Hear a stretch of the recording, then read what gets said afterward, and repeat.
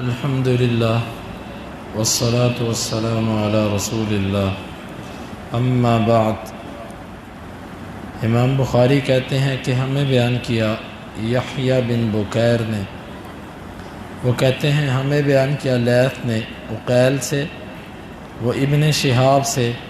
وہ عبید اللہ بن عبداللہ سے، وہ زید بن خالد رضی اللہ عنہ سے، وہ اللہ کے رسول صلی اللہ علیہ وسلم سے، انہ امر فی من زنا ولم یحسن بجلد مئۃ وتغریب عام، کہ آپ صلی اللہ علیہ وسلم نے حکم دیا اس شخص کے بارے میں جس نے زنا کیا اور وہ شادی شدہ نہیں ہے، 100 کوڑے کا اور 1 سال جلا وطنی کا۔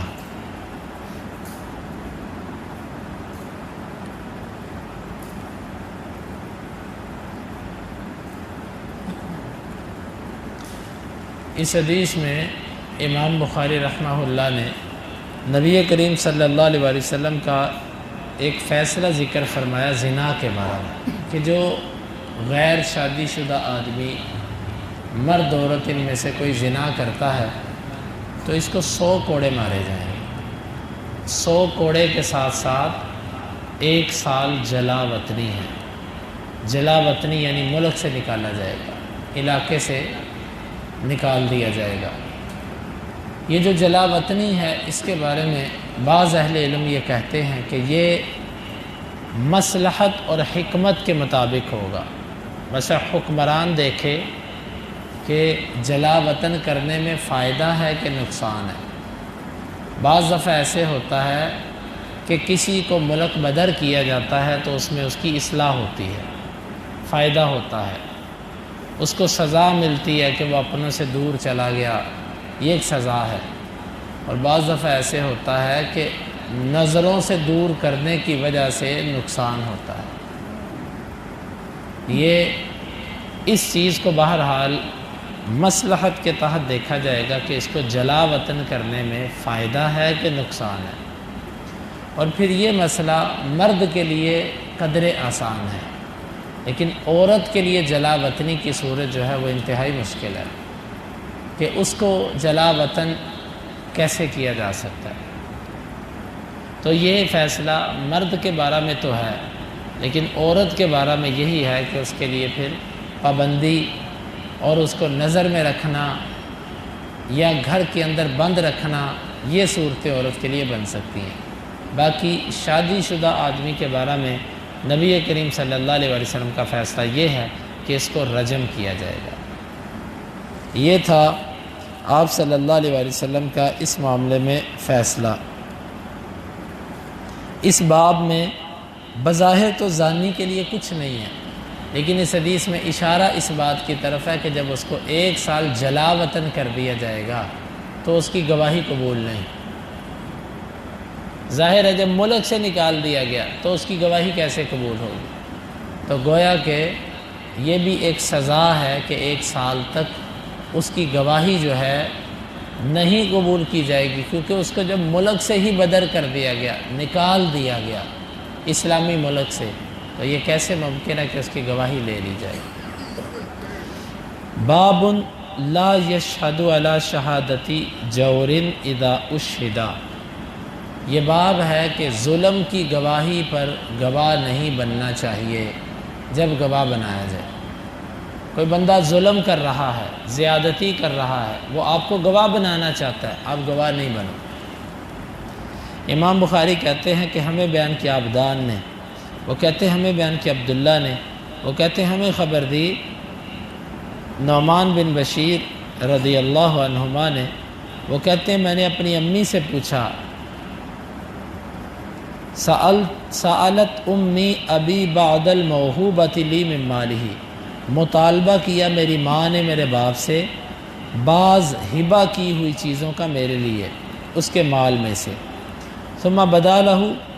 پھر میرے والد کے لیے یہ خیال ظاہر ہوا، فوہبھا لی، اس نے وہ چیز مجھے تحفہ کر دی،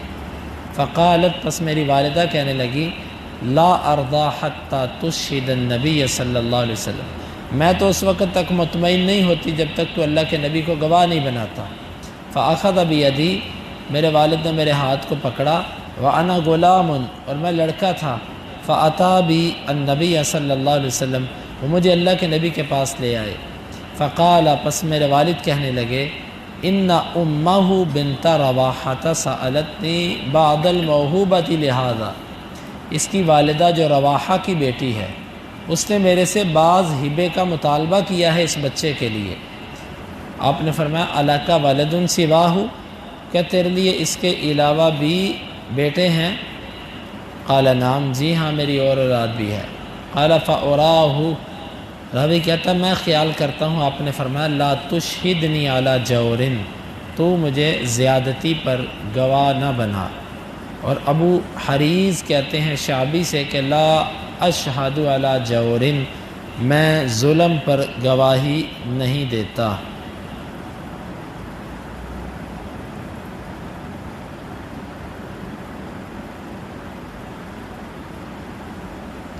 اس حدیث میں باب مسئلہ واضح ہے کہ آپ نے ایک جھوٹی ظلم پر آپ نے گواہی نہیں دی، تو آج بھی کسی طرح ظلم کا فیصلہ ہو، زیادتی ہو، اس پہ گواہ بننا، سائن کرنا اور اس کے لیے کسی بھی طرح کی سہولت دینا یہ جائز نہیں ہے۔ مثال کے طور پہ سودی معاملہ ہے،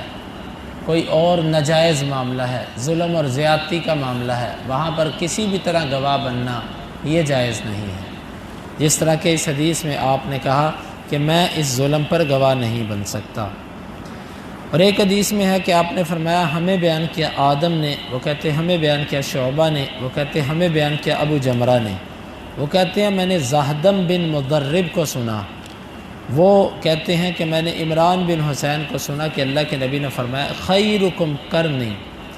تم میں سے بہترین زمانہ میرا زمانہ ہے، ثم الذین یلونہم، پھر وہ ان لوگوں کا زمانہ جو ان سے ملے ہوئے ہیں،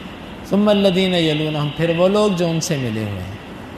قال عمران کہتے ہیں لا ادری، مجھے نہیں پتا، اذکر النبی صلی اللہ علیہ وسلم بعد قرنین او ثلاثۃ، اللہ کے نبی صلی اللہ علیہ وسلم نے بعد میں 2 زمانوں کا ذکر کیا یا 3 کا؟ قال النبی صلی اللہ علیہ وسلم، اللہ کے نبی نے فرمایا تھا ان بعدکم قوما، تمہارے بعد ایسے لوگ آئیں گے یخونون، وہ خیانت کریں گے، ولا یؤتمنون، اور نہیں وہ امین جانے جائیں گے، ویشہدون، اور وہ گواہیاں دیں گے، ولا یستشہدون، حالانکہ وہ گواہی طلب نہیں کیے جائیں گے، وینذرون، اور وہ نظریں مانیں گے، ولا یفون، اور نظروں کو پورا نہیں کریں گے، ویظہر فیہم السمن، اور ان میں موٹاپا ظاہر ہو جائے گا۔ اس حدیث میں بھی بڑا واضح ہے کہ آپ نے فرمایا کہ کچھ ایسے لوگ آئیں گے، 3 زمانوں کی تعریف کی، اپنے زمانے کی، اپنے سے بعد والے زمانے کی، اور پھر اس سے بعد والے زمانے کی۔ اور راوی کہتا ہے مجھے نہیں پتہ 2 زمانوں کا ذکر کیا یا 3 کا ذکر کیا، گویا کہ خیر القرون کے 3 زمانے، صحابہ، تابعین،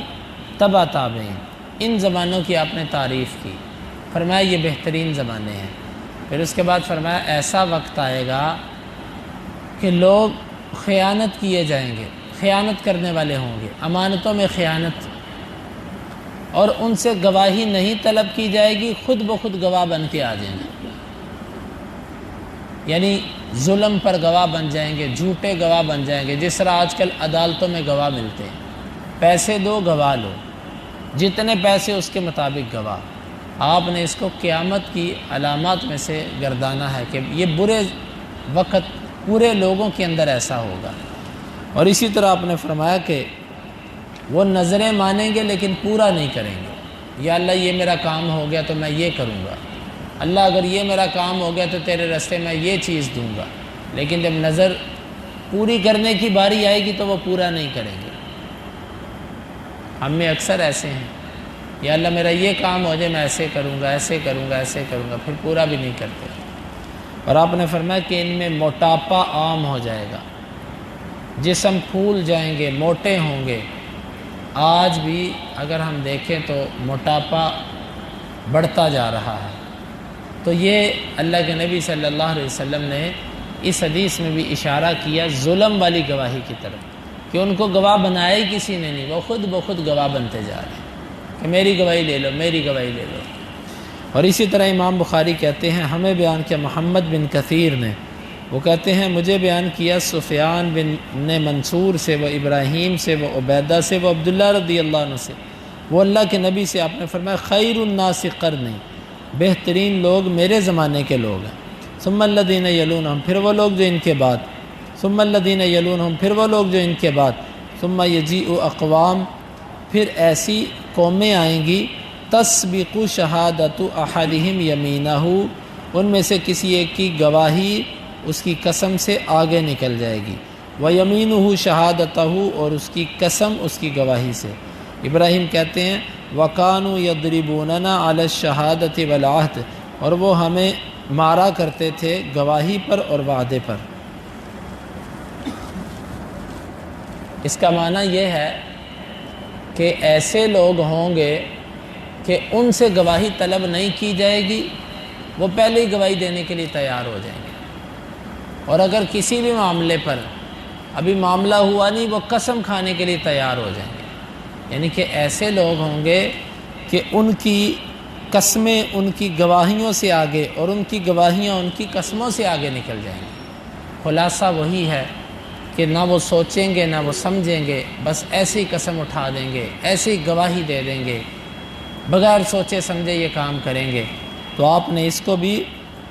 برے لوگوں کا عمل قرار دیا ہے۔ اور ابراہیم کہتے ہیں کہ ہمیں گواہی پر وہ مارتے تھے،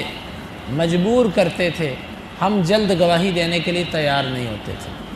لیکن لوگ ایسے ہوں گے کہ وہ جھٹ میں گواہی دینے کے لیے تیار، میری گواہی لے لو، میں گواہی دیتا ہوں اس کی۔ آج بھی دیکھ لیں ایسے کوئی بندہ اٹھ کے کہتا ہے اس کی میں گواہی دیتا ہوں، اس کی میں گواہی دیتا ہوں، میری گواہی لے لو، مجھے گواہ بنا لو۔ اللہ کے نبی صلی اللہ علیہ وسلم نے اس امر کو پسند نہیں کیا